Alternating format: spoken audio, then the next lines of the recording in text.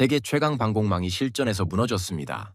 23명이 죽었고 미국은 문을 잠갔고 동맹은 서로를 의심하며 갈라졌습니다. 그런데 혼란 속에서 딱 한 구역만 멀쩡했습니다. 왜 저기만 안 뚫렸지? 확인해 보니 한국이 조용히 심어놓은 구조였습니다. 한국은 대체 뭘 보고 있었던 걸까요? 안녕하세요. 저는 압둘라 알나세르라고 합니다. UAE 공군 방공작전 통제관이었고 지금은 그 직함조차 입에 올리기가 무겁습니다. 제가 이 이야기를 하려는 건 누군가는 그날 밤 무슨 일이 있었는지 정확히 알아야 한다고 생각해서입니다. 뉴스에 나온 것과 실제 벌어진 일은 전혀 다릅니다. 완전히요. 걸프 연합 공군 통합작전센터. 저희는 그곳을 코어라고 불렀습니다. 아부다비 외곽 지하 24m에 묻혀있는 그 벙커는 걸프 지역 6개 국가의 방공 데이터가 실시간으로 흘러들어오는 심장부였죠. 천장에는 가로 12m짜리 전술 스크린 3면이 걸려 있었고 그 아래로 50여 명의 장교와 하사관들이 3교대로 근무했습니다. 제 자리는 스크린 바로 아래 두 번째 열 C구역 통제석이었습니다. 그날 밤 정확히 말하면 며칠 전 새벽 2시 47분이었습니다. 경보가 울렸습니다. 코어에서 경보가 울리는 건 드문 일이 아닙니다. 훈련도 잦고 오탐지도 있고 민간 항공기의 트랜스폰더 이상으로 시스템이 반응하는 경우도 많으니까요. 그런데 그날은 소리부터 달랐습니다. 단일 경보가 아니라 3개의 구역에서 동시에 적색 경보가 떴습니다. 북동 회랑, 중부 해상, 남부 국경선, 전술 스크린 위로 붉은 점들이 비처럼 쏟아졌습니다. 제 옆자리에 앉아있던 분석장교 하미드 알자비가 헤드셋을 고쳤으며 말했습니다. 압둘라, 북동쪽 클러스터 궤적 좀 봐. 탄도미사일 패턴이 아니야. 저도 이미 보고 있었습니다. 궤적이 이상했어요. 포물선이 아니라 낮은 고도에서 불규칙하게 기동하는 패턴. 순항미사일이거나 아니면 드론 편대거나 어느 쪽이든 가장 까다로운 표적이었습니다. 그런데 여기서 이해할 수 없는 일이 벌어졌습니다. 다층 방공망이 반응을 시작했는데 체계가 가장 먼저 잡아낸 건 북동쪽의 저 불규칙 표적들이 아니었습니다. 남부 국경선 쪽에서 올라오던 느린 표적.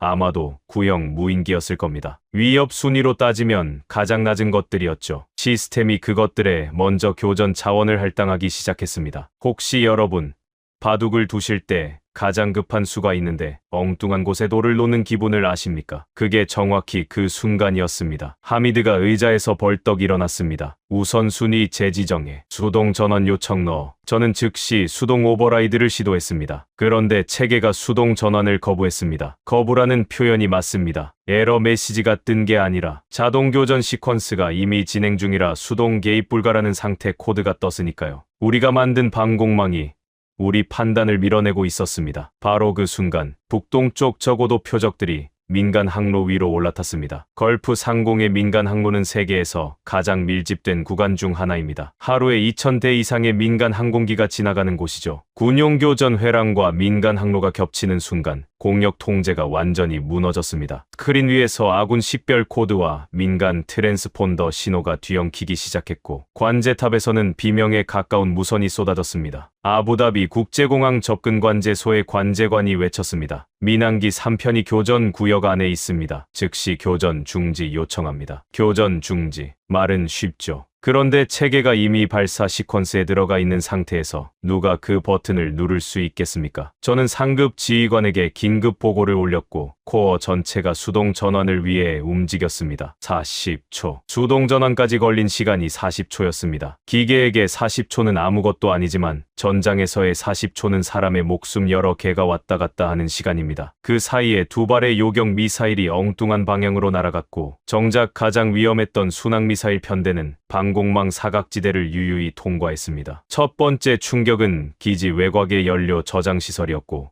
두 번째 충격은 하미드가 있던 전방 지휘 연락소였습니다. 하미드는 코어의 혼란 속에서 전방 연락소로 뛰어나갔었습니다. 현장의 대공포 진지와 직접 음성 통신을 하려고요. 체계가 제대로 작동하지 않으니 사람이 직접 뛰어야 한다고 나가면서 그렇게 말했습니다. 그게 제가 하미드의 얼굴을 본 마지막이었습니다. 연락소가 피격되었다는 보고가 올라왔을 때 저는 아무 감정도 느끼지 못했습니다. 나중에야 알았습니다. 그건 감정이 없었던 게 아니라 감당이 안 돼서 몸이 먼저 차단해버린 거였다는 거요. 새벽 4시 공습이 소강 상태에 접어들었을 때 코어에 도착한 첫 번째 외부 분석 보고서의 결론은 이랬습니다. 요격 실패의 원인은 화력 부족이 아님. 체계의 위협 평가 알고리즘이 실제 위협도와 반대되는 우선순위를 적용함. 그러니까 미사일이 모자라서 못 막은 게 아닙니다. 미사일은 충분했습니다. 체계가 스스로 엉뚱한 선택을 한 겁니다. 가장 위험한 적에게 등을 돌리고 가장 쉬운 표적부터 잡으려 한 거죠. 그 보고서가 돌기 시작하면서 시선이 저에게로 모였습니다. C구역 통제서. 수동 전환이 40초 늦었던 그 자리. 왜 더 빨리 전환하지 못했느냐는 질문이 따라올 거라는 걸 저도 알고 있었습니다. 하지만 그건 잘못된 질문이었습니다. 진짜 물어야 할 건 이겁니다. 왜 체계는 인간의 개입을 40초나 거부했는가? 그날 이후 문제는 더 이상 적의 미사일 성능이 아니었습니다. 우리가 천문학적인 돈을 들여 구축한 동맹 방공 체계 그 자체에 대한 신뢰가 무너져 내렸습니다. 우방국 장성들 사이에서 조용히 돌기 시작한 말이 있었습니다. 미국보다 무서운 건 적의 화력이 아니라 스스로 무너지는 체계다. 저는 그 말을 처음 들었을 때 반박하고 싶었습니다. 하지만 하미드의 빈자리를 볼 때마다 입이 열리지 않았습니다. 체계가 완벽하다고 믿었던 우리가 체계에 의해 무너졌으니까요. 그리고 이 이야기는 여기서 끝나지 않습니다. 오히려 이건 시작에 불과했습니다. 기존의 강대국이 만든 시스템만으로는 이 전장을 감당할 수 없다는 사실이 그날 밤 이후 걸프의 모든 작전실에 유령처럼 떠돌기 시작했으니까요. 공습이 끝나고 사흘째 되던 날 저는 아부다비에서 군용기를 타고 도하로 날아갔습니다. 걸프 안보협력회의 긴급 소집. 이름은 회의였지만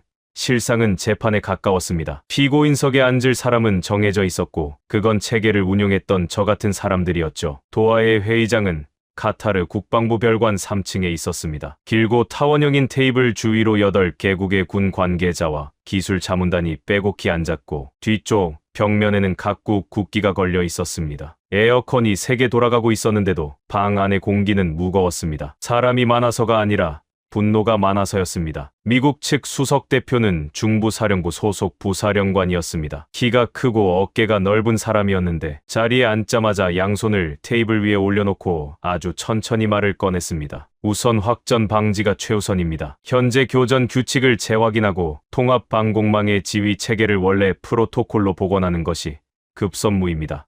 복원. 그 단어를 듣는 순간 제 오른쪽에 앉아있던 사우디 공군 작전 참모부장 파이살이 의자 등받이에서 등을 떼며 몸을 앞으로 기울였습니다. 파이살은 제가 합동훈련 때부터 알고 지내던 사람이었습니다. 평소에는 말이 적고 표정 변화가 거의 없는 사람인데 그날은 달랐습니다. 복원이라고 하셨습니까? 파이살의 목소리는 낮았지만 또렷했습니다. 우리 장병 23명이 죽었습니다. 미사일이 부족해서가 아닙니다. 당신들이 만든 체계가 우리 손을 묶어놓고 엉뚱한 곳에 요격탄을 쏘게 만들었기 때문입니다. 그 체계를 원래대로 복원하자고요. 원래대로가 문제였는데 회의장이 조용해졌습니다. 미국 측 부사령관의 표정이 굳었지만 반박하지 않았습니다. 반박할 수가 없었겠죠. 숫자가 말해주고 있었으니까요. 요격 성공률 37%. 훈련 때는 늘 90%를 넘기던 체계가 실전에서 37%. 여러분이 시험에서 늘 90점을 맞던 학생이 정작 수능에서 37점을 맞았다고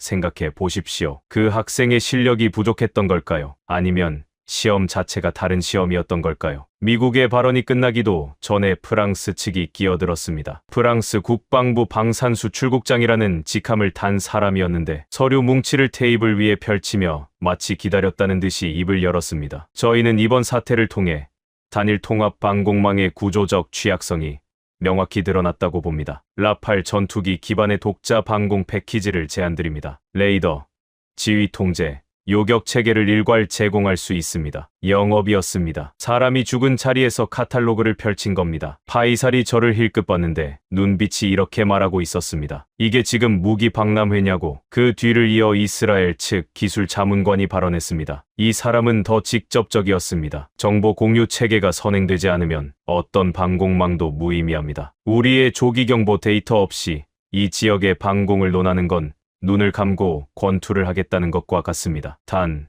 정보 공유에는 조건이 있습니다. 조건. 언제나 조건이었습니다. 이스라엘은 자기들의 정보를 주겠다면서 그 대가로 걸프 국가들의 군사 인프라 전체의 접근권을 요구하고 있었습니다. 도움이 아니라 거래였죠. 회의가 진행될수록 패턴이 보이기 시작했습니다. 미국은 기존 체계를 살리자고 했고, 프랑스는 자기들 물건을 사라고 했고, 이스라엘은 정보를 미끼로 주도권을 잡으려 했습니다. 모두가 자기 이익을 위해 말하고 있었지, 우리를 위해 말하는 사람은 아무도 없었습니다. 그 사이 밖에서는 더 험악한 일이 벌어지고 있었습니다. 회의 중간에 파이살이 태블릿을 제 쪽으로 밀었는데 화면에 중국과 러시아 매체의 기사가 떠 있었습니다. 제목만 봐도 의도가 선명했죠. 서방 방공망은 이미 무력화되었다. 걸프 국가들의 안보는 허상이다. 미국의 우산은 찢어졌다. 정보전이었습니다. 실제로 뚫린 건 방공망 일부였는데 그들은 마치 걸프 전체가 무방비 상태인 것처럼 프레임을 씌우고 있었습니다. 파이살이 낮은 목소리로 말했습니다. 적은 미사일만 쏜 게 아니야. 우리 머릿속에도 쏘고 있어. 맞는 말이었습니다. 그리고 그 정보전은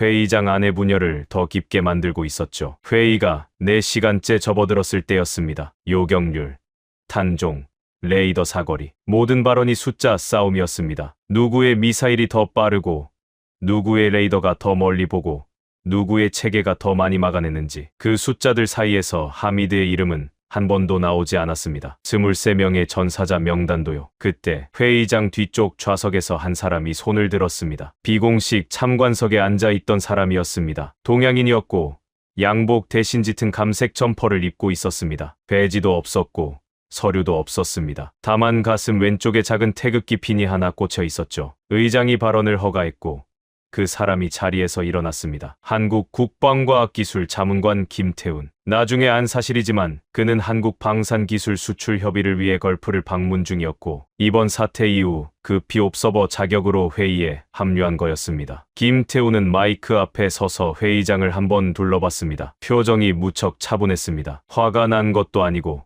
긴장한 것도 아니고 의사가 엑스레이를 보는 것 같은 눈이었습니다. 한 가지만 여쭤봐도 되겠습니까? 통역이 아랍어로 옮겼고 회의장이 조용해졌습니다. 여러분은 지금 요격률이 왜 낮았는지를 논하고 계십니다. 미사일 성능, 레이더 탐지거리, 탄종 선택 모두 중요한 논점입니다. 하지만 제가 데이터를 보니 한 가지 이상한 점이 있었습니다. 김태훈이 잠시 말을 멈추었습니다. 그 침묵이 길게 느껴졌습니다. 적의 순항미사일 편대는 방공망의 사각지대로 진입했습니다. 그런데 그 사각지대는 원래 사각지대가 아니었습니다. 체계가 위협, 우선순위를 오판하면서 스스로 사각지대를 만들어준 겁니다. 적은 그걸 알고 있었습니다. 회의장 안의 공기가 바뀌었습니다. 숫자를 나열하던 사람들의 손이 멈추었습니다. 뚫린 게 아니라 보게 만든 겁니다. 단 한 문장이었습니다. 하지만 그 문장이 회의장에 떨어지는 순간 저는 등줄기가 서늘해지는 걸 느꼈습니다. 그동안 모두가 왜 못 막았느냐고만 물었지 왜 체계가 스스로 문을 열어줬느냐고는 묻지 않았던 겁니다. 적은 우리 방공망을 뚫은 게 아니라 방공망이 스스로 구멍을 만들도록 유도한 것이었습니다. 미국 측 부사령관의 얼굴이 처음으로 당혹감을 드러냈고 프랑스 측은 서류를 넘기다 말고 멈추었습니다. 이스라엘 자문관만이 김태훈을 뚫어지게 바라보고 있었는데 그 눈빛은 경계와 호기심이 반반 섞인 것이었습니다. 파이살이 제 팔꿈치를 가볍게 쳤습니다. 저 사람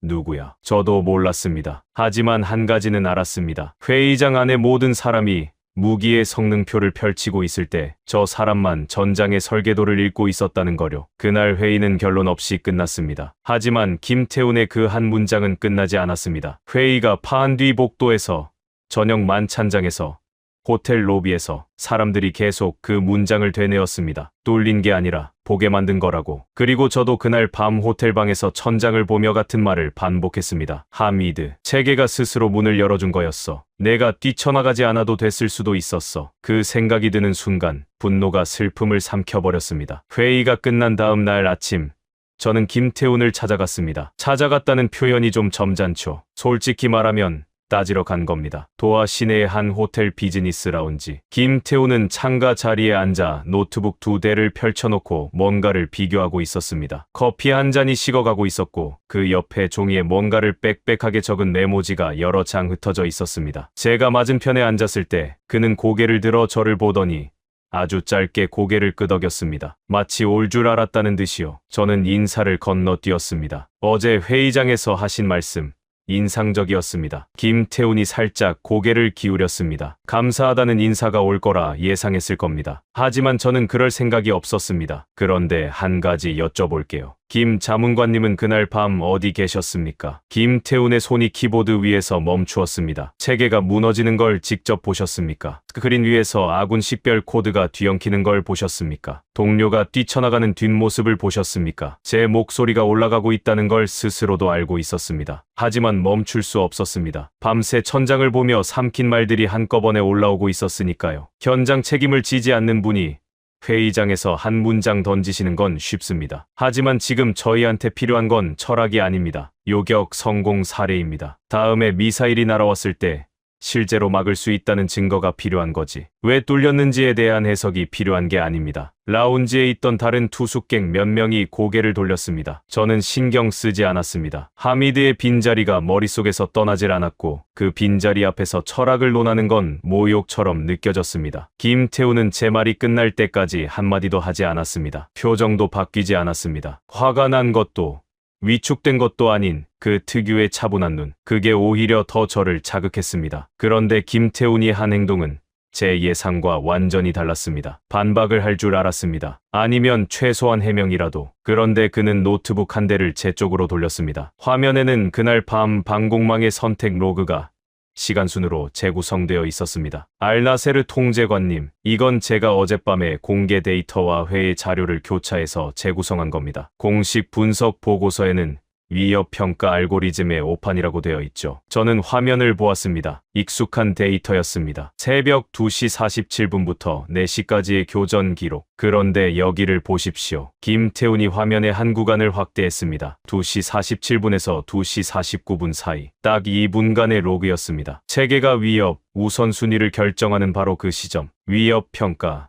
점수가 여기서 갑자기 바뀝니다. 북동쪽 순항미사일 편대의 위협 점수가 89에서 43으로 떨어지고 남부 드론 편대의 점수가 31에서 72로 올라갑니다. 2분 만에요. 저도 그 데이터는 봤었습니다. 알고리즘의 오판이라고 결론 내려진 부분이었죠. 하지만 알고리즘은 내부 데이터만으로 판단하지 않습니다. 김태훈이 화면을 한 번 더 넘겼습니다. 새로운 레이어가 떠올랐는데 그건 외부 입력 로그였습니다. 동맹국 정보 네트워크에서 체계로 유입되는 데이터 스트림. 이 시점에 외부에서 들어온 위협 평가, 보정 데이터가 있습니다. 출처가 불분명한 보정값이 체계에 주입되면서 우선순위가 뒤집힌 겁니다. 오판이 아니라 체계는 주어진 데이터대로 정확히 작동한 겁니다. 다만 주어진 데이터가 오염되어 있었던 거죠. 이게 말이 됩니까? 저는 화면을 다시 봤습니다. 분명히 거기 있었습니다. 외부에서 들어온 보정값. 미세하게, 아주 미세하게 위협 순위를 비틀어 놓은 흔적. 너무 작아서 실시간으로는 아무도 눈치채지 못할 정도였지만 체계의 판단을 통째로 뒤집기에는 충분한 수준이었습니다. 그리고 더 중요한 게 있습니다. 김태훈이 두 번째 노트북을 열었습니다. 화면에는 3개의 그래프가 나란히 떠 있었습니다. 같은 시각, 같은 표적군을 3개의 시스템이 동시에 보고 있었습니다. 미국 체계, 걸프 연합 체계, 이스라엘 독립 감시망. 그런데 세 시스템의 위협 판단 결과가 모두 달랐습니다. 첫 번째 그래프, 미국 체계, 순항미사일 편대를 중위협으로 분류. 두 번째 그래프, 걸프 연합 체계, 같은 편대를 저위협으로 분류. 세 번째 그래프, 이스라엘 감시망, 같은 편대를 최고 위협으로 분류. 같은 하늘을 보고 있었는데 3개의 눈이 3개의 다른 전장을 보고 있었던 겁니다. 적은 미사일보다 먼저 동맹의 눈을 갈라놨습니다. 각각의 체계가 다른 그림을 보게 만들어 놓은 거죠. 아군끼리 같은 전장을 공유하지 못하면 요격률은 의미가 없습니다. 서로 다른 시험지를 풀고 있는 셈이니까요. 저는 한동안 아무 말도 하지 못했습니다. 화가 났는데 이번에는 김태훈에게가 아니었습니다. 그날 밤 제가 40초 동안 씨름했던 수동 전환. 체계가 제 개입을 거부한 게 아니라 체계는 오염된 데이터에 따라 충실히 작동하고 있었던 것이고 제가 끼어드는 게 오히려 체계 입장에서는 오류였던 겁니다. 도대체 뭡니까 이게? 우리가 체계를 배신한 게 아니라 누군가가 체계를 먼저 배신해 놓은 거잖습니까? 바로 그때 제 전화가 울렸습니다. 아부다비 코어에 남아있던 후임 장교였습니다. 목소리가 미묘하게 떨리고 있었습니다. 통제관님, 이상한 보고가 올라왔습니다. 뭔데? 공습 당시 전체 방공망이 혼란에 빠졌잖습니까? 그런데 사망 외곽 알타프라 구역의 레이더 진지만 정상 작동 기록이 남아 있습니다. 오탐지도 없고 위협 순위 왜곡도 없고 외부 보정값 수신 기록 자체가 아예 없습니다. 전체 망이 무너졌는데 한 구역만 멀쩡했다고요. 그게 가능합니까? 저는 전화를 끊고 김태훈을 봤습니다. 그의 표정은 여전히 같았습니다. 차분하고 읽기 어렵고 그러면서도 뭔가를 이미 알고 있는 듯한 눈. 김 자문관님, 알타프라 구역에 대해서 혹시 아시는 게 있습니까? 김태우는 대답 대신 노트북을 닫았습니다. 그리고 아주 천천히 말했습니다. 알나세르 통제관님, 저는 현장 책임을 지지 않는 이론가라고 하셨죠. 그 말에 저는 입을 다물었습니다. 맞습니다. 저는 그날 밤 그 자리에 없었습니다. 동료를 잃지도 않았고 40초의 무게를 견디지도 않았습니다. 그건 통제관님이 감당하신 겁니다. 김태훈이 자리에서 일어나며 점퍼 주머니에 손을 넣었습니다. 하지만 한 가지는 말씀드릴 수 있습니다. 왜 뚫렸는지를 모르면 다음에도 뚫립니다. 요격 성공 사례를 원하신다고 하셨는데 진짜 성공은 미사일을 막는 게 아니라 체계가 속지 않는 겁니다. 그는 고개를 한번 숙이고 라운지를 나갔습니다. 저는 빈 의자를 한참 바라봤습니다. 여러분, 저는 군인입니다. 이론보다 실전을, 분석보다 결과를 믿는 사람이죠. 하지만 그날 김태훈이 보여준 건 이론이 아니었습니다. 현장에 있었던 저도 보지 못한 전장의 진짜 얼굴을 데이터 속에서 꺼내 제 눈앞에 놓은 겁니다. 그리고 알타프라 구역 전체가 무너지는 와중에 홀로 멀쩡했던 그 구역, 그곳에 무엇이 있었는지 저는 아직 몰랐습니다. 하지만 느낌은 있었습니다. 이 이야기의 다음 장이 거기서 시작될 거라는 느낌이요. 김태훈이 라운지를 나간 뒤 저는 1시간 넘게 그 자리에 앉아 있었습니다. 커피를 2잔이나 시켰는데 한 모금도 마시지 못했습니다. 머릿속이 복잡했거든요. 아니, 복잡한 게 아니라 무언가가 무너지고 있었습니다. 제가 그날 밤에 대해 갖고 있던 이해 자체가요. 그런데 이야기는 거기서 끝나지 않았습니다. 오히려 진짜는 그날 오후에 시작됐습니다. 도하회의 이틀째 비공개 기술 분석 세션이 열렸습니다. 전날 본회의에서 정치적 발언만 오가자 실무진끼리라도 데이터를 놓고 이야기하자는 취지였죠. 장소는 같은 건물 지하의 소회의실이었고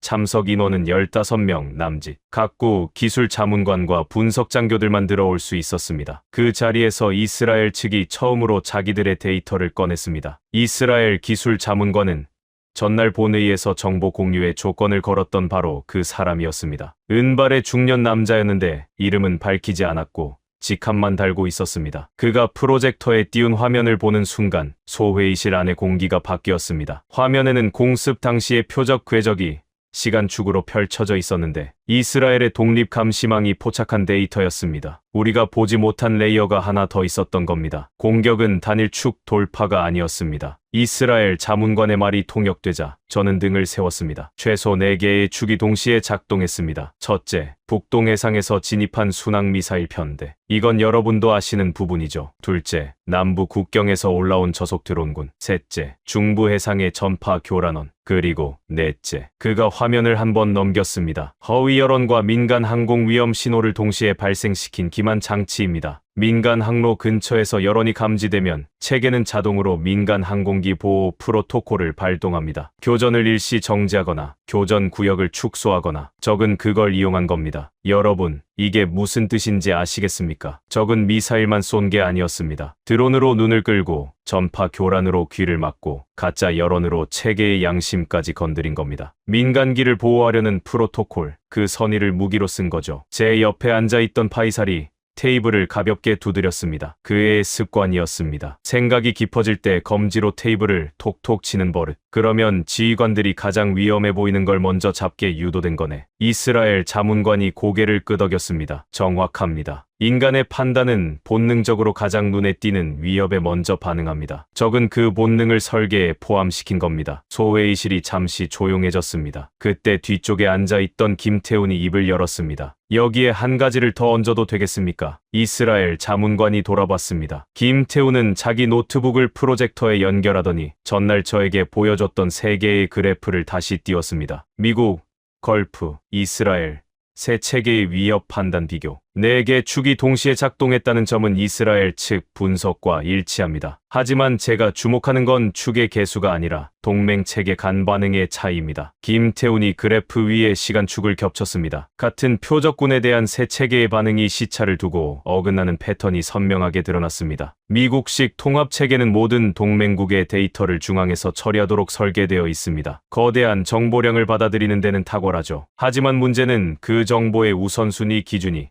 각국마다 달랐다는 겁니다. 김태훈이 그래프의 한 구간을 가리켰습니다. 이 시점을 보십시오. 미국 체계는 민간 항공보호를 최우선으로 놓고 교전을 축소했습니다. 같은 시점에 걸프 체계는 남부 드론에 교전 자원을 집중하고 있었고 이스라엘 감시망은 순항미사일 편대를 최고 위협으로 추적하고 있었습니다. 세 체계가 같은 하늘을 보면서 세 가지 다른 전쟁을 치르고 있었던 겁니다. 미국 측 기술 장교의 얼굴이 붉어졌습니다. 하지만 반박하지 못했습니다. 데이터가 명확했으니까요. 통합 체계는 정보가 적을 때는 강합니다. 하나의 기준으로 모든 걸 판단할 수 있으니까요. 하지만 정보가 과잉되고 각국의 기준이 충돌하는 순간 통합은 오히려 분열의 증폭기가 됩니다. 적은 정확히 그 지점을 노렸습니다. 저는 김태훈의 말을 들으면서 그날 밤의 40초를 떠올렸습니다. 수동 전환을 시도했을 때 체계가 거부한 그 40초. 체계는 중앙에서 내려온 보정값에 따라 정확히 작동하고 있었고 제 개입은 체계의 논리에서 보면 오류였습니다. 그런데 그 보정값 자체가 동맹 간 기준 차이에서 비롯된 왜곡이었다면 체계는 충실했고 기준이 배신한 거라면 그 순간 머릿속에서 무언가가 맞물렸습니다. 이건 전투가 아니었습니다. 이건 질서 붕괴 게임이었습니다. 적은 우리를 이기려 한 게 아니라 우리의 판단 체계를 교란해서 스스로 무너지게 만든 겁니다. 축구로 치면 상대 골문에 슛을 날린 게 아니라 심판의 눈을 가리고 골대를 옮긴 겁니다. 우리는 열심히 막고 있었지만 막고 있던 곳이 이미 골대가 아니었던 거죠. 저는 진 게 아니라 조종당한 겁니까? 제가 소리 내어 말했습니다. 혼잣말에 가까웠는데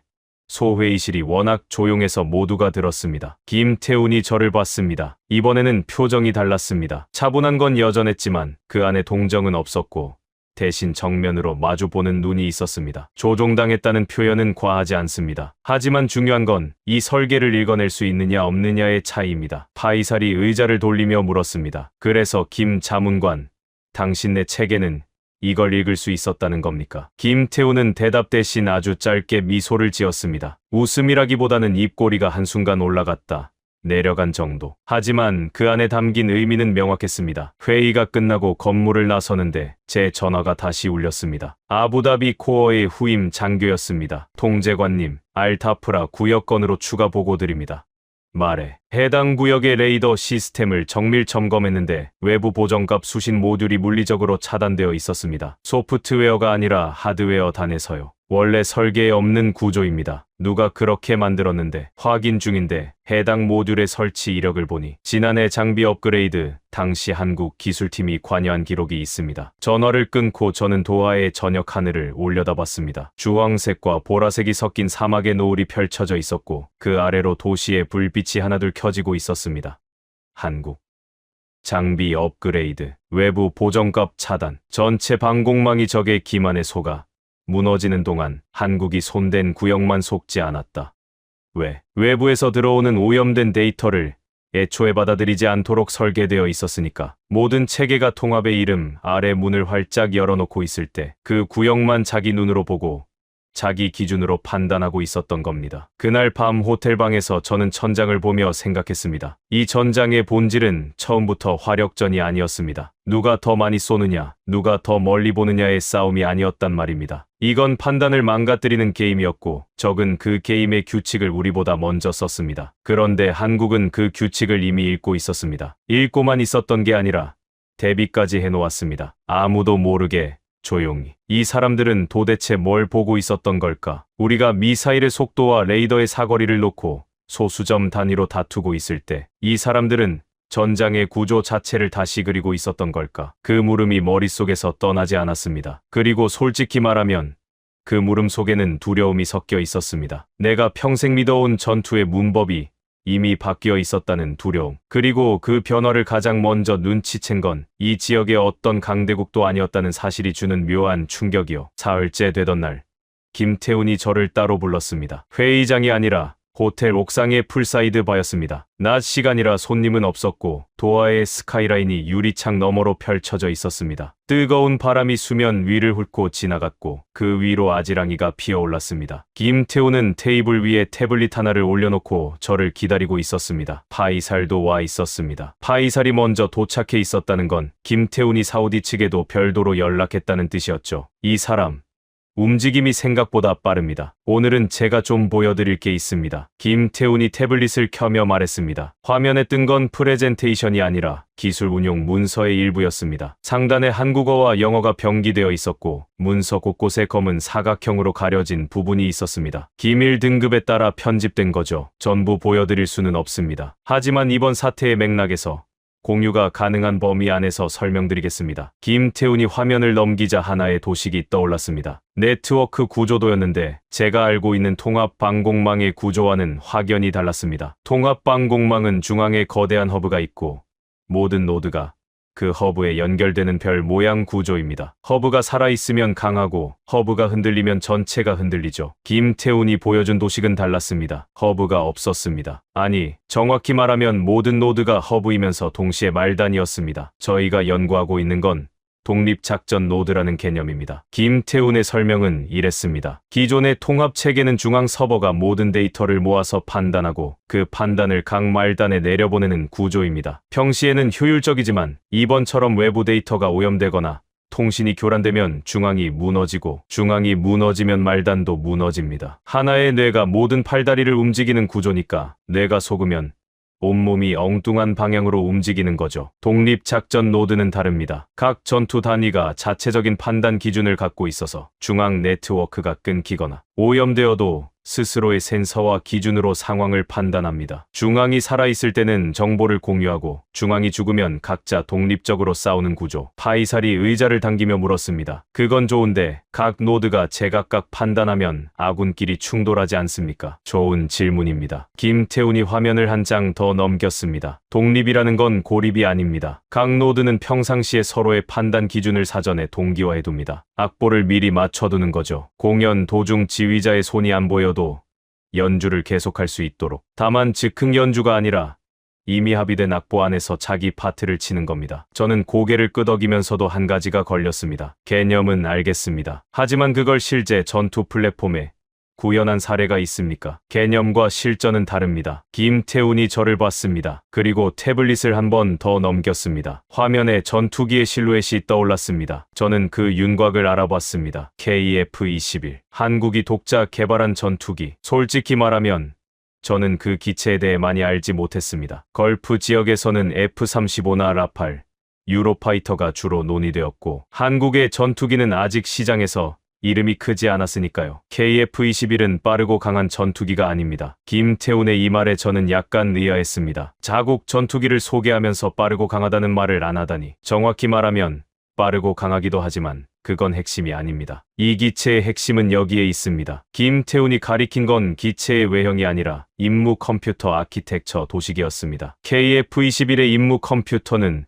외부 네트워크가 정상일 때는 동맹 데이터를 수신하고 통합작전에 참여합니다. 하지만 네트워크가 불안정하거나 수시, 데이터의 정합성이 기준 이하로 떨어지면 자동으로 독립 모드에 진입합니다. 외부 데이터를 차단하고 자체 센서와 사전 동기화된 판단 기준만으로 작전을 수행합니다. 알타프라 구역의 레이더가 떠올랐습니다. 외부 보정갑 수신 모듈이 하드웨어 단에서 차단되어 있었던 그 구역. 같은 철학이었습니다. 오염된 데이터를 받느니 차라리 자기 눈만 믿겠다는 설계. 그리고 한 가지 더. 김태훈의 목소리가 한 톤 낮아졌습니다. 저희가 보이지 않는 회랑이라고 부르는 개념이 있습니다. 보이지 않는 회랑. 이름부터 묘했습니다. 기존 방공교리는 적의 공격축을 탐지하고 그 축 위에서 요격하는 구조입니다. 적이 어디서 오는지를 보고 그 방향에 화력을 집중하는 거죠. 하지만 이번 공격처럼 적이 다중축으로 시선을 분산시키면 어디를 봐야 할지 모르게 됩니다. 김태훈이 새로운 도식을 띄웠습니다. 방공망의 탐지 범위가 원형으로 펼쳐져 있고 그 원들 사이에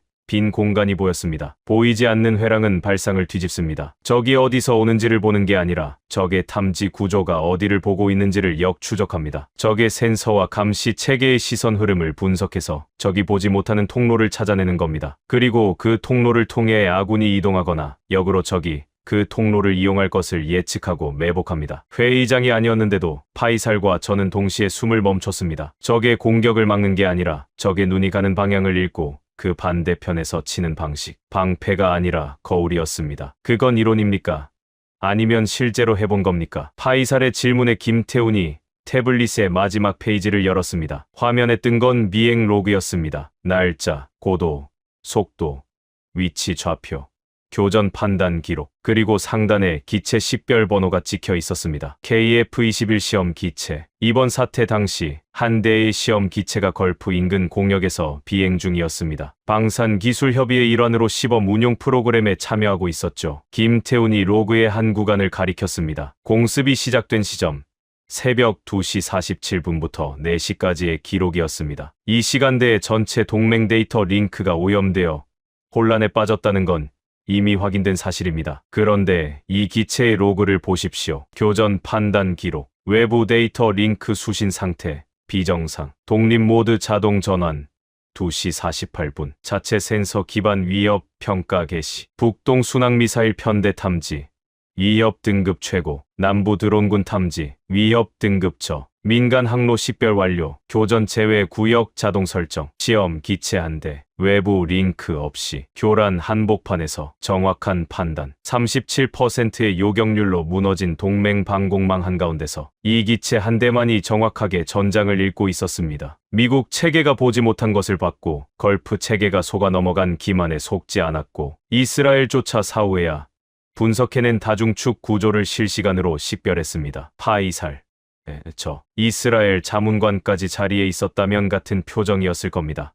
침묵.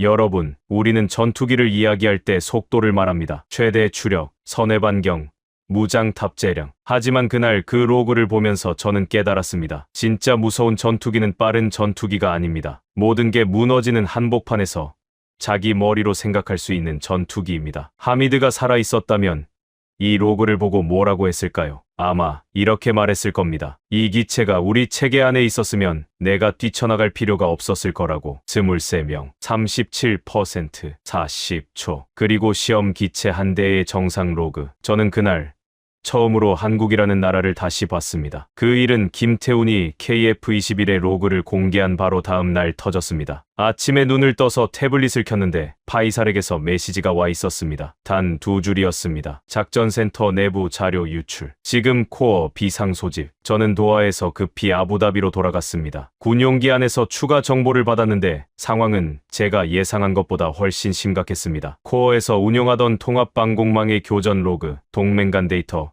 공유 프로토콜의 세부 구조, 그리고 각국 레이더 진지의 정확한 좌표와 커버리지, 정보 일부가 외부로 흘러나간 겁니다. 어디로 흘러나갔는지는 확인되지 않았습니다. 다만 중국과 러시아 매체가 서방 방공망 내부 구조에 대해 지나치게 구체적인 기사를 쏟아내기 시작했고, 그 타이밍이 너무 정확했습니다. 코어에 도착했을 때 분위기는 제가 겪어본 그 어떤 긴급 상황과도 달랐습니다. 적의 공습 때보다 더 무거웠습니다. 공습은 밖에서 오는 위협이니까 함께 맞서면 됩니다. 하지만 유출은 안에서 터진 겁니다. 동료를 의심해야 한다는 뜻이니까요. 미국 측이 가장 먼저 움직였습니다. 중부 사령부에서 정보보안팀이 급파되었고 코어 내 모든 접근 권한이 동결되었습니다. 사실상 우리 시설인데 미국이 문을 잠근 겁니다. 파이살은 그 조치를 통보받고 전화기를 내려놓으며 저를 봤습니다. 우리 집인데 열쇠를 남이 바꿨어. 파이살의 목소리는 담담했지만 눈은 차가웠습니다. 각국의 반응은 빨랐고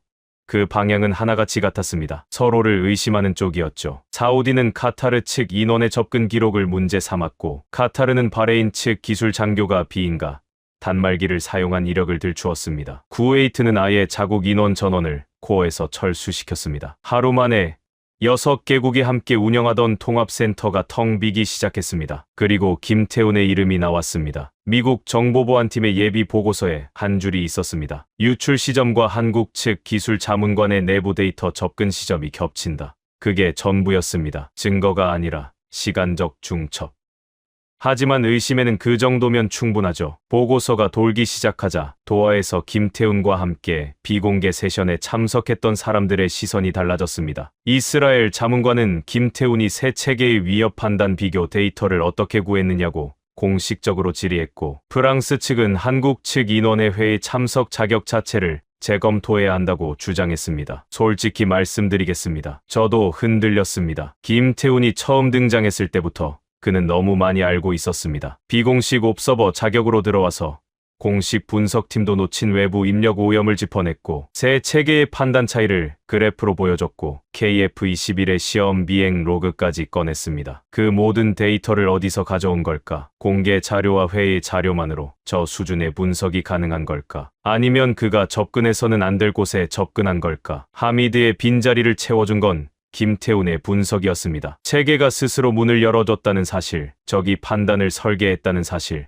그걸 읽어낸 건 김태훈이었습니다. 하지만 그 분석을 위해 그가 선을 넘은 거라면 저는 그를 어떻게 봐야 합니까? 며칠간 김태훈과 연락이 끊겼습니다. 그의 호텔방은 비어 있었고 한국 대사관 측은 기술 자문관의 일정에 대해 언급할 수 없다고만 했습니다. 파이살은 저에게 조용히 말했습니다. 의심받으면 빠지는 게 정석이야. 결백하든 아니든. 저는 고개를 끄덕였지만 속은 복잡했습니다. 그 사이 동맹의 균열은 걷잡을 수 없이 벌어지고 있었습니다. 미국은 정보 통제를 최고 수준으로 끌어올렸습니다. 통합방공망의 핵심 데이터에 대한 접근 권한을 미국 인원만으로 제한했고 걸프 국가들에게는 읽기 전용 모니터링만 허용했습니다. 여러분, 이게 무슨 상황인지 아시겠습니까? 우리 하늘을 지키는 방공망인데 우리가 볼 수만 있고 만질 수는 없게 된 겁니다. 걸프 국가들의 반응은 당연했습니다. 사우디는 자국 영공에 대해 독립방공 운용을 검토하기 시작했고 UAE 수뇌부도 같은 방향으로 움직였습니다. 통합을 유지하자고 만든 체계가 유출 사건 하나로 분리의 구심점이 된 겁니다. 이스라엘은 더 빨랐습니다. 그들은 원래부터 동맹 체계에 완전히 들어온 적이 없었죠. 정보를 주대 통제권은 넘기지 않는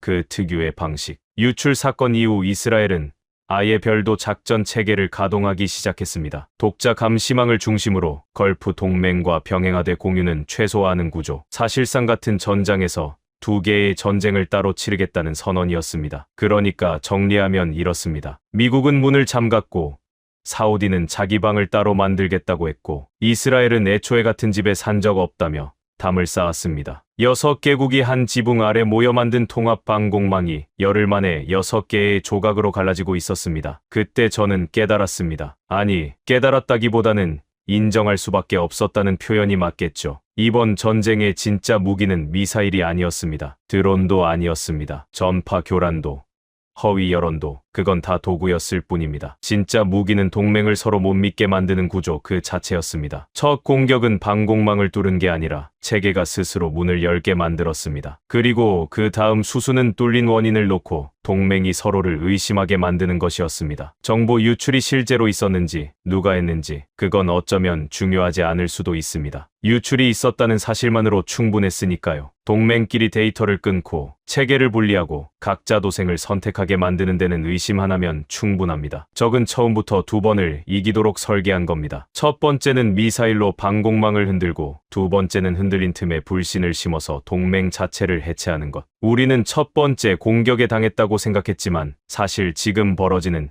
이 분열이야말로 적의 본공이었던 겁니다. 그런데 이 와중에 한 가지 묘한 사실이 있었습니다. 김태훈은 의심받고 사라졌습니다. 하지만 그가 남긴 분석 틀, 판단 오염 구조라는 개념은 사라지지 않았습니다. 오히려 지금 벌어지고 있는 동맹 분열 자체가 김태훈이 말했던 바로 그 패턴이었습니다. 적은 미사일보다 먼저 동맹의 눈을 갈라놨다. 그의 말이 실시간으로 증명되고 있었던 겁니다. 파이살이 어느 날 저녁 저에게 전화를 걸었습니다. 압둘라, 한국 자문관 말이야. 그 사람이 맞든 아니든 지금 우리가 하고 있는 게 정확히 적이 원하는 수순이라는 건 알지. 알고 있었습니다. 알면서도 멈출 수가 없었습니다. 의심은 한번 시작되면 증거가 없어도 자라나니까요. 마치 방공망에 오염된 데이터처럼 한번 시스템에 들어오면 알아서 번지는 겁니다. 저는 그날 밤 코어의 빈 통제석에 앉아 스크린을 봤습니다. 예전에는 6개국의 데이터가 실시간으로 흐르던 화면이 이제 군데군데 검은 사각형으로 가려져 있었습니다. 접근 차단, 공유 중지, 링크 해제. 하미드가 죽은 건 체계가 무너져서였습니다. 그리고 지금 체계를 다시 세우는 대신 우리는 서로를 무너뜨리고 있었습니다. 이 전쟁에서 이기려면 먼저 서로를 다시 믿어야 합니다. 그런데 어떻게 믿습니까? 믿음의 기반이었던 체계 자체가 오염됐는데 새로운 기반이 필요했습니다. 오염되지 않는 기반, 속지 않는 구조. 그리고 저는 그 답이 어디에 있는지 사실은 이미 알고 있었습니다. 인정하기 싫었을 뿐이죠. 2차 공격은 새벽이 아니라 한낮에 왔습니다. 그것부터 달랐습니다. 오후 1시 12분. 걸프 상공의 민간 항공 트래픽이 하루 중 가장 밀집되는 시간대였습니다. 유럽발 항공편과 동남아행 항공편이 교차하는 피크타임. 적은 그 시간을 골랐습니다. 첫 번째 공격이 새벽의 어둠을 이용했다면 이번에는 대낮의 복잡함을 무기로 삼은 겁니다. 코어의 경보가 울렸을 때 저는 통제석에 앉아 있었습니다. 하미드가 앉아 있던 자리에는 후임 분석 장교가 배치되어 있었고 스크린 위로 붉은 점들이 다시 피어오르기 시작했습니다. 하지만 이번에는 붉은 점만 뜬 게 아니었습니다. 민간 항공기의 트랜스폰더 신호가 갑자기 불규칙하게 변하기 시작했습니다. 정상 비행 중이던 민항기 수십 대의 식별 코드가 깜빡이거나 사라졌다 다시 나타났습니다. 민항기 신호 이상, 중부 해상 구간 전체에서 발생. 후임 장교의 보고가 올라왔고 거의 동시에 남부 국경선에서 여론 다발 탐지 경보가 떴습니다. 그리고 북동 회랑에서는 적어도 표적이 다시 나타났습니다. 첫 번째 공격의 재현이었습니다. 아니, 더 악랄했습니다. 민간 신호와 군사 신호가 뒤섞였습니다. 세 개의 스크린 위에서 민항기인지 드론인지 구분이 안 되는 표적들이 떠다녔고 여론이 진짜인지 기만인지 판별이 불가능한 점들이 공역 전체를 뒤덮었습니다. 패닉이라는 단어가 과하지 않았습니다. 코어 안의 장교들이 동시에 소리를 높이기 시작했고 관제탑에서는 민항기 긴급 회항 요청이 쏟아졌습니다. 상급 지휘관이 소리쳤습니다. 통합망 재가동해. 미국 측 데이터 링크 복원 요청 넣어. 그 명령이 나오는 건 당연했습니다. 매뉴얼대로니까요. 혼란이 오면 중앙으로 돌아가고 중앙의 판단을 따르는 것. 우리가 훈련받은 방식이 그거였습니다. 미국이 접근 권한을 조였지만 비상 상황에서는 링크가 다시 열리도록 되어 있었고 실제로 미국 측에서 긴급 데이터 공유가 재개되었습니다. 통합망이 다시 살아났습니다. 스크린 위로 미국의 분석 데이터가 흘러들어왔고 위협 평가가 자동으로 갱신되기 시작했습니다. 지휘부는 안도했습니다. 그런데 저는 안도할 수 없었습니다. 스크린을 보면서 느꼈습니다. 이건 저번과 같은 패턴이다. 정보가 쏟아져 들어오고 체계가 자동으로 우선순위를 매기고 우리는 체계가 알려주는 대로 따라가게 된다. 그리고 저번에 그렇게 따라간 결과가 뭐였습니까? 37%. 하미드의 죽음. 김태훈의 목소리가 머릿속에서 울렸습니다. 뚫린 게 아니라 보게 만든 겁니다. 적은 미사일보다 먼저 동맹의 눈을 갈라놨습니다. 체계가 속지 않는 게 진짜 성공입니다. 제 손이 떨렸습니다. 통제석의 콘솔 위에 놓인 두 손이 미세하게 진동하고 있었고 그걸 제가 느낄 수 있었습니다. 두려웠습니다. 매뉴얼을 벗어나는 게, 상관의 명령과 다른 판단을 내리는 게. 하지만 매뉴얼대로 해서 하미드가 돌아옵니까? 저는 숨을 한 번 깊이 들이쉬었습니다. 그리고 결정했습니다. 지구역 외부 데이터 링크 수동 차단합니다. 부임 장교가 저를 돌아봤습니다. 눈이 커져 있었습니다. 통제관님, 지금 통합망이 방금 복원됐는데요. 알고 있어. 지구역 관할 레이더 진지넷 모두 외부 보정값 수신을 끊어. 자체 센서 데이터로만 위협 평가 돌려. 상급 지휘관이 뒤에서 소리쳤습니다. 알나세르.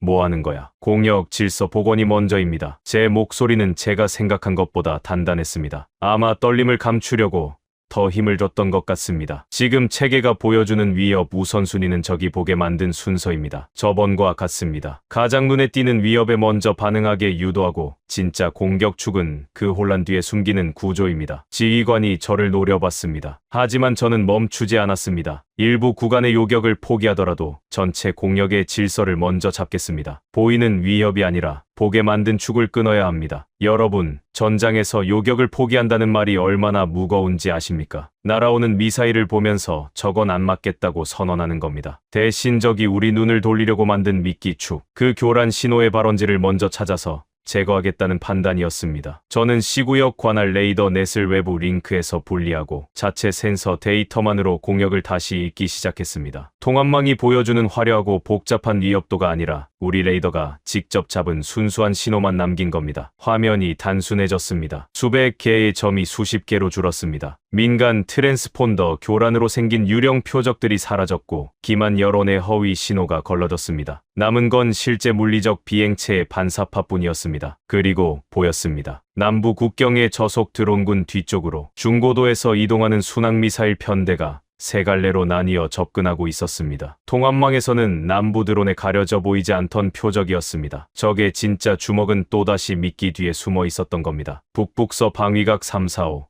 중고도 순항미사일 편대 새 클러스터 확인. 이게 본공입니다. 저는 요격 자원을 재배치했습니다. 남부 드론에 할당된 교전 자원을 회수하고 전부 본공 편대에 집중시켰습니다. 미끼에 속지 않겠다는 선택이었고 김태훈이 알다프라 구역에서 이미 증명해 보인 바로 그 원리였습니다. 첫 번째 요격 성공 보고가 올라왔을 때 코어 안은 여전히 소란스러웠습니다. 상급 지휘관은 제 독단에 대한 분노와 요격이 성공하고 있다는 현실 사이에서 표정 관리를 하고 있었습니다. 두 번째 클러스터 요격 성공, 세 번째 클러스터 잔여 표적 추적 중. 지구역이 안정되기 시작하자 파이사리 사우디 즉 관할 구역에서도 같은 방식을 적용했습니다. 외부 보정값을 끊고 자체 센서로 공역을 다시 읽고 미끼를 걸러내고 본공에 집중하는 구조. 파이살은 아무 말 없이 그렇게 했습니다. 제게 확인을 구하지도 지휘부의 허가를 요청하지도 않았습니다. 그냥 했습니다. 파이살의 구역이 안정되자 카타르 구역이 따라왔고 바레인이 뒤를 이었습니다. 하나씩 각 구역이 통합망의 혼란에서 빠져나와 자체 판단으로 전환했습니다. 마치 도미노가 반대로 세워지듯 무너졌던 공역이 조각조각 다시 질서를 찾아갔습니다. 그리고 저는 화면을 보면서 기시감을 느꼈습니다. 이 패턴, 전체망이 무너지는 와중에 특정 구역만 정상 작동하던 그 현상. 알타프라 구역에서 처음 발견됐을 때 아무도 설명하지 못했던 그 이상 현상. 지금 제가 하고 있는 게 정확히 같은 원리였습니다. 외부에 오염된 데이터를 차단하고 자체 센서로 판단하고 미끼에 눈을 빼앗기지 않는 것. 알타프라는 우연이 아니었습니다. 한국이 심어놓은 구조의 결과였고 저는 지금 그 구조를 수동으로 재현하고 있었던 겁니다. 2차 공격이 소강 상태에 접어든 건 오후 3시 40분쯤이었습니다. 코어 안의 소리가 줄어들었고 스크린 위에 붉은 점들이 하나둘 사라져갔습니다. 후임 장교가 집계를 올렸습니다. 지구역 요격 성공률 84%, 37%에서 84%. 같은 장비, 같은 인원, 같은 전장. 달라진 건 하나뿐이었습니다. 체계가 보여주는 그림 대신 우리 눈으로 직접 본 그림을 믿었다는 것. 상급 지휘관이 저를 봤습니다. 분노는 이미 사라져 있었고 그 자리에 복잡한 무언가가 남아 있었습니다. 인정하고 싶지 않지만 인정할 수밖에 없는 사람의 표정. 그는 아무 말도 하지 않았습니다. 대신 고개를 한번 아주 짧게 끄덕였습니다. 파이사리 사우디 구역에서 보안 채널로 한마디를 보내왔습니다. 같은 원리였어. 알타프라랑 똑같아. 저는 그 메시지를 읽고 한참 화면을 바라봤습니다. 그리고 김태훈을 생각했습니다. 의심받고 사라진 그 사람. 유출의 용의자로 지목된 그 사람. 하지만 그가 남긴 분석이, 그가 보여준 구조가 방금 이 전장에서 수백 명의 목숨을 살렸습니다. 이론이 아니었습니다. 증명이었습니다. 2차 공격이 끝나고 사흘이 지났습니다. 공역은 가까스로 안정되었고 민간 항로도 정상 운항을 재개했습니다. 뉴스에서는 걸프 연합군의 성공적인 방어 작전이라는 제목이 나왔고 각국 국방부는 자국 군의 활약을 강조하는 발표를 내놓았습니다. 하지만 그 발표 어디에도 진실은 없었습니다. 통합망이 다시 무너지고 있었다는 사실도, 한 통제관이 매뉴얼을 어기고 외부 링크를 끊었다는 사실도, 그 판단의 근거가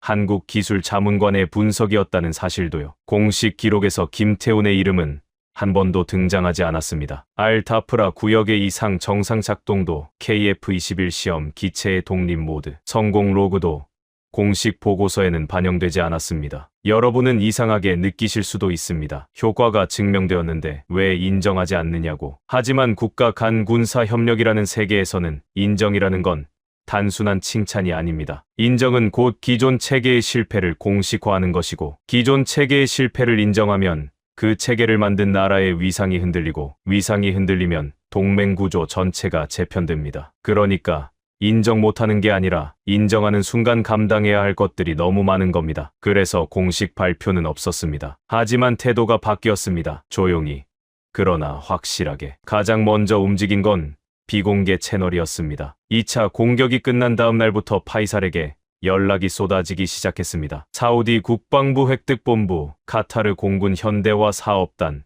바레인 합참 기술기획실. 하나같이 같은 질문이었습니다. 한국의 독립 노드 구조에 대한 기술 자료를 받을 수 있는가? KF-21의 임무 컴퓨터 아키텍처에 대해 설명회를 요청할 수 있는가? 분산 판단 체계의 운용 개념을 공유받을 수 있는가? 파이살이 저에게 전화해서 웃으며 말했습니다. 압둘라, 나한테 왜 물어보는 건지 모르겠어. 나도 며칠 전에 처음 들은 건데 당신이 실전에서 적용한 사람이니까 물어보는 거겠지. 그건 내가 먼저 했잖아. 파이살의 말이 맞았습니다. 하지만 저도 어디서 배운 건지를 알고 있었고 파이살도 알고 있었습니다. 우리 둘 다 그 이름을 입에 올리지 않았을 뿐이죠. 미국의 반응은 더 흥미로웠습니다. 공식적으로는 아무 일도 없었다는 듯이 행동했습니다. 중부 사령부는 통합 방공망의 정상 운용을 재확인한다는 성명을 냈고 교전 규칙 변경은 없다고 발표했습니다. 하지만 제가 보안 채널을 통해 확인한 바로는 미 국방부 내부에서 교리 수정, 검토 회의가 이미 시작되어 있었습니다. 의제는 이랬습니다. 통합 지휘 통제 체계의 교란 환경 대응 능력 재평가, 분산형 판단 구조의 보조적 적용 가능성 연구, 분산형 판단 구조, 보조적 적용. 표현은 조심스러웠지만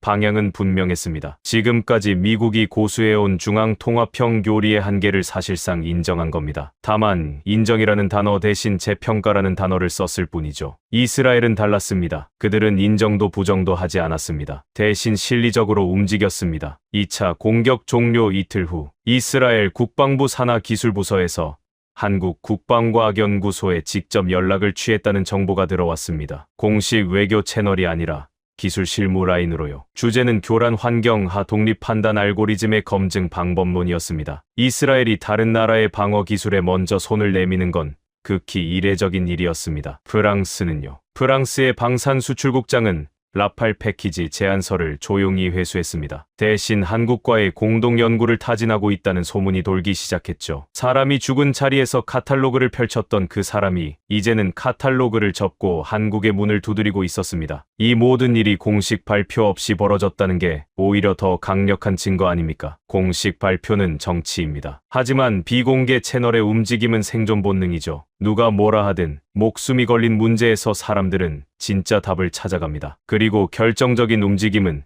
전투가 완전히 끝나기도 전에 나왔습니다. 걸프 지역의 방산 시장은 세계에서 가장 큰 시장 중 하나입니다. 그 시장이 움직이기 시작했습니다. 사우디 국영 방산 기업의 부사장이 한국을 방문했다는 소식이 들렸습니다. UAE 공군 현대화 프로그램의 차기 장비 검토 목록에 KF-21이 포함되었다는 정보가 나왔습니다. 쿠웨이트와 오만에서도 한국 방산 기업과의 기술 협력 양해각서 체결이 논의되고 있다는 이야기가 돌았습니다. 정부가 결론을 내리기도 전에 시장이 먼저 결론을 내려버린 겁니다. 도대체 뭡니까 이게? 공식적으로는 아무 일도 없었다면서 비공식적으로는 모든 나라가 한국의 문 앞에 줄을 서고 있는 겁니다. 모순이죠. 하지만 이 모순이야말로 가장 정직한 답이었습니다. 입으로는 말 못하지만 발은 이미 움직이고 있었으니까요. 김태훈이 다시 나타난 건 그 즈음이었습니다. 연락이 끊긴 지 열흘 만이었습니다. 장소는 아부다비의 한 호텔 로비였고 그는 여전히 짙은 감색 점퍼를 입고 있었고 가슴에는 작은 태극기 핀이 꽂혀 있었습니다. 마치 처음 봤던 그날과 똑같은 모습이었죠. 유출건은 해명되었습니까? 제가 먼저 물었습니다. 해명이라고 할 것까지는 없고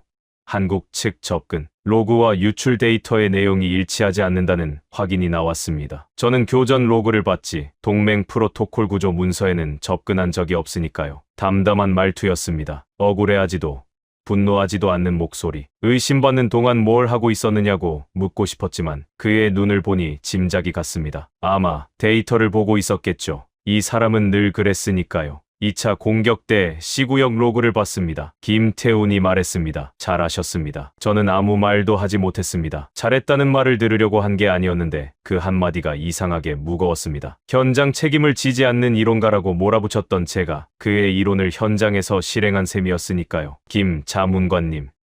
네, 처음에 회의장에서 그 말씀하셨을 때 뚫린 게 아니라 보게 만든 거라고. 그때 이미 이 모든 걸 예상하고 계셨습니까? 김태훈은 잠시 생각하더니 고개를 가볍게 저었습니다. 예상이 아니라 경험입니다. 한국은 분단 이후 70년 넘게 이런 종류의 전장에서 살아왔습니다. 화력으로 밀어붙이는 적이 아니라 판단을 흔들고 동맹을 갈라놓으려는 적과요. 그래서 저희는 일찍 깨달은 겁니다. 체계가 완벽할 필요는 없지만 속아서는 안 된다는 걸. 뚫려도 복구할 수 있지만 속으면 복구 자체가 불가능해진다는 거요. 그 말을 듣는 순간 모든 것이 연결되었습니다. 알타프라 구역의 하드웨어 차단, KF-21의 독립 모드, 보이지 않는 회랑, 이 모든 게 한국이라는 나라가 70년 동안 배워온 생존 문법이었던 겁니다. 최첨단 기술이 아니라 최첨단 경험에서 나온 체계. 세계에서 가장 위험한 분단선 위에서 매일 판단의 전쟁을 치러온 나라만이 만들 수 있는 답이었습니다. 김태훈이 자리에서 일어나며 제게 손을 내밀었습니다. 저는 그 손을 잡았습니다. 처음 만났을 때 따지러 갔던 그 손으로요. 다음에 뵐 때는 좀 더 좋은 소식으로 뵈었으면 합니다. 김태우는 그 말을 남기고 로비를 나갔습니다. 감색 점퍼의 뒷모습이 유리문 너머로 사라질 때 가슴에 태극기 핀이 로비의 조명을 받아 한순간 반짝였습니다. 저는 그날 저녁 하미드의 가족을 찾아갔습니다. 하미드의 아내와 어린 아들이 사는 아부다비 외곽의 집. 제가 할 수 있는 말은 많지 않았습니다. 다만 하나는 말해줄 수 있었습니다. 하미드가 뛰쳐나간 건 체계가 무너졌기 때문이었고 이제 그 체계가 다시는 같은 식으로 무너지지 않도록 바뀌고 있다고. 하미드의 죽음이 헛되지 않았다고. 돌아오는 차 안에서 창밖을 봤습니다. 사막 위로 별이 쏟아지고 있었습니다. 이 하늘 아래 어딘가에서 지금도 레이더가 돌아가고 있을 겁니다. 미사일이 대기하고 있을 겁니다. 전장은 끝나지 않았습니다. 하지만 한 가지는 바뀌었습니다. 여러분, 저는 이 이야기를 시작하면서 말씀드렸습니다. 미국보다 무서운 건 적의 화력이 아니라